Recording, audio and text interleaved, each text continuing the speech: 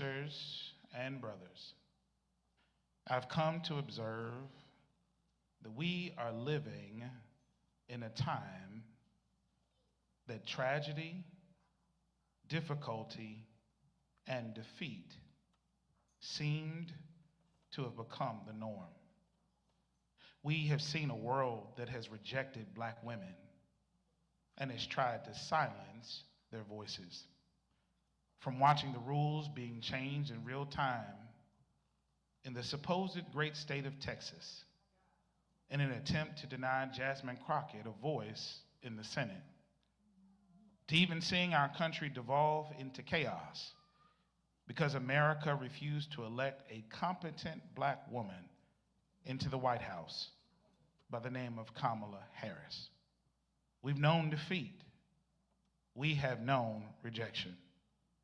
And truth be told, even us as brothers, we owe our sisters an apology because they're fighting in a world where many of us have refused to protect them. I've seen us, and I'm talking to our brothers for a moment. Y'all just give me a second. I've seen us co-opt their movements, overshadow their contributions, and even have our own ego bruised when it's their time to shine. I still see black men trying to silence our sisters in the church. I still see our brothers who cannot keep their hands to themselves. I still see our brothers who find it easy to lay down with our women, but cannot stand up to fight for them when the time is right. And when it comes to our sisters, many have been living in darkness so long that they have forgotten what it's like to see the light of day. Y'all give me a moment to preach now.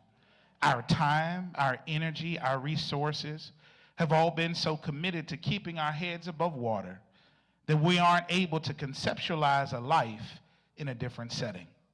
From a tanking economy, to rising gas prices, to a war that we shouldn't have been in the first place, many of us are preparing ourselves for a state of prolonged difficulty instead of trusting God for divine intervention. We've become proficient with navigating problems. We've become strategic within our struggles. We have even become tactful with our trials. And in the efforts of doing all this, for many of us, we have lost sight of what it looks like to have triumph. However, during this Women's Month, I am inviting us to think about how to model excellence in the face of triumph, because I believe that God has the victory in store for all of us, especially our sisters, and regardless of the situations we face in this life. And I believe that things won't always be like this. And moreover, God is using these moments, just like Romans 8:28 says, to accelerate us to our good. I'm well aware of the dangers facing our sons and daughters. I realize what is taking place on our jobs. I'm aware of the chaos in our communities. I'm not blind to the fact that there's trouble on every side. But my sisters and brothers, the truth of the matter is that eventually something has to give.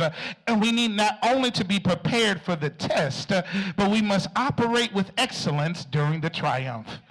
And here in our text today, my sisters and brothers, we find a passage of scripture that shows us the prophet Miriam, who models excellence in the face of triumph.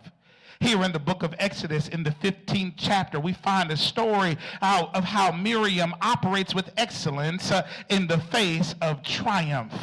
Here in the text, we recognize her excellence, but also her positioning, Dr. Blount, as a prophetic witness within the community.